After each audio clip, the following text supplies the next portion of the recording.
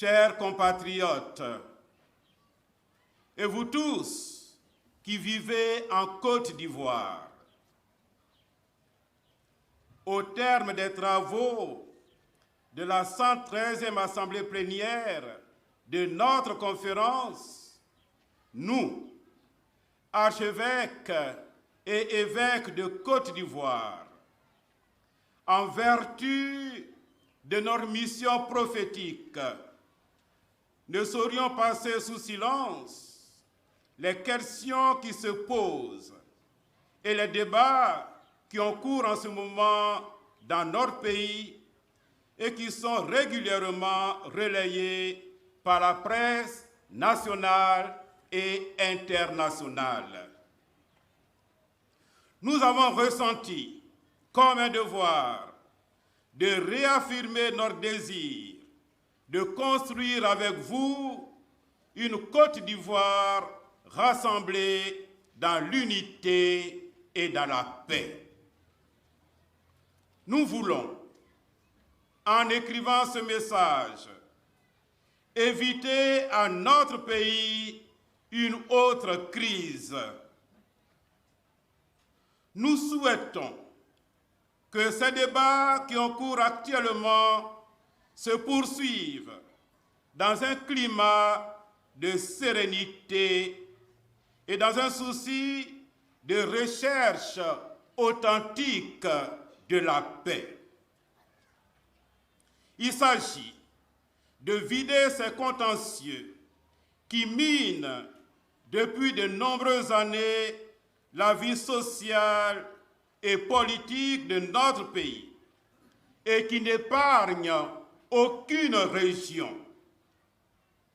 En effet, force est de reconnaître qu'à l'approche des échéances électorales de 2020, il règne un climat de peur généralisé au sein de la population. Peur liée à la réalité des conflits intercommunautaires récurrents, aux questions d'insécurité, du foncier, de l'occupation illicite des forêts classées, de l'orpaillage clandestin et des problèmes relatifs à l'identité ivoirienne. En déplorant avec vous tous les spectacles désolants de ces derniers temps, nous voulons également avec vous exorciser les vieux démons de la haine et de la division. Nous saisissons l'occasion pour exprimer notre proximité spirituelle et notre compassion aux familles qui ont perdu des proches et des biens. Et à tous les acteurs de la vie sociopolitique, à quelque niveau qu'ils soient, nous lançons ce cri de cœur, qui est aussi celui du peuple. Évitez-nous une autre guerre. Évitez-nous une autre guerre. En effet, après plus de 2 décennies de graves crises qui ont tristement marqué l'histoire de la Côte d'Ivoire, et à quelques mois des échéances électorales de 2020, la responsabilité de tous ceux qui détiennent l'autorité, à quelque niveau que ce soit, leur impose de tout mettre en œuvre pour travailler à la réconciliation et à la cohésion sociale, pour prévenir les crises et consolider la paix. Certes, construire la paix n'est pas œuvre facile. Cependant, nous vous le demandons avec insistance, à vous qui tenez entre vos mains la destinée de notre peuple. Évitez-nous une autre guerre. Évitez-nous une autre guerre. À ce titre, nous, archevêques et évêques de Côte d'Ivoire, demandons spécialement aux gouvernants, au nom de la paix, de poursuivre et d'achever le processus de désarmement, car les armes circulent encore dans notre pays. Et ce n'est un secret pour personne. En effet, comment comprendre qu'à chaque conflit intercommunautaire, des armes blanches et des armes de guerre soient régulièrement et professionnellement utilisées, ce qui est de nature à traumatiser nos populations. Devant cet état de fait, une fois encore et avec force, au nom du droit à la vie, nous vous le demandons, évitez-nous une autre guerre. Évitez-nous une autre guerre.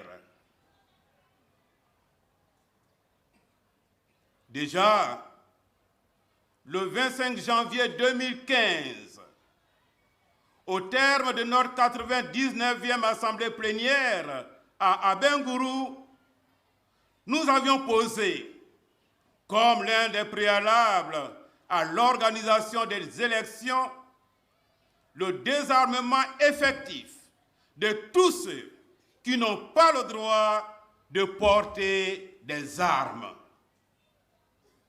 Aujourd'hui encore, nous lançons de nouveau cet appel pressant au nom de la paix et pour une vraie réconciliation. Tous, désarmons nos cœurs, désarmons nos bouches et nos bras, désarmons nos plumes, car il y va de la vie de notre nation. C'est pourquoi, à présent, nous lançons cet appel à tous nos concitoyens et à tous les habitants de ce pays. Acteurs politiques, jeunes, hommes et femmes des médias, guides religieux, évitons-nous une autre guerre. Évitons-nous une autre guerre.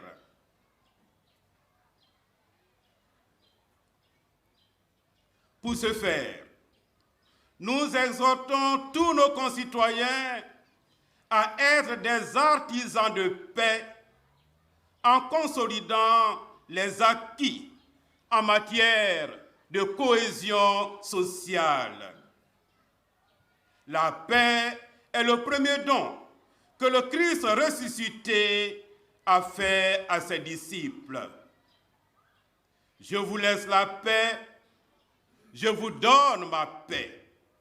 Jean 14, 27. En tant que croyants et hommes et femmes de bonne volonté, nous en sommes tous les porteurs, les témoins et les artisans. Dans les difficultés inhérentes à notre marche commune, continuons ensemble à promouvoir la culture de la paix, et cela dans la justice et dans la vérité. Heureux les artisans de paix, car ils sont là appelés fils de Dieu. Matthieu 5, 9. Nous exhortons les uns et les autres à la culture du pardon en vue de construire une nation forte et prospère. En effet, le pardon libère des ressentiments, de la haine et de la vengeance qui mènent à la mort. Dans le contexte de la crise et de la méfiance qui nous affecte aujourd'hui dans ce pays, pardonner, c'est se donner la chance de regarder ensemble l'avenir de notre pays avec optimisme et sérénité. Pour y arriver, ouvrons nos cœurs à l'action de l'Esprit Saint qui est capable de rétablir les relations brisées, car il est l'esprit de réconciliation et de paix. Et comme le souligne notre Saint-Père, le pape François, l'Esprit Saint possède une imagination infinie qui sait dénouer les nœuds, même les plus complexes et les plus inextricables de l'histoire humaine. Evangelii Gaudium au numéro 178. Que par l'intercession de la Vierge Marie, Notre-Dame de la paix, celle à qui la Côte d'Ivoire a été consacrée, que par son intercession, le Seigneur accorde à notre nation de poursuivre sa marche dans la vérité, la concorde, la prospérité, la justice et la paix. Une fois encore, avec force, nous vous le demandons. Évitez-nous une autre guerre. Évitons-nous une autre guerre. Vos pères, les archevêques et évêques de Côte d'Ivoire. Je vous remercie.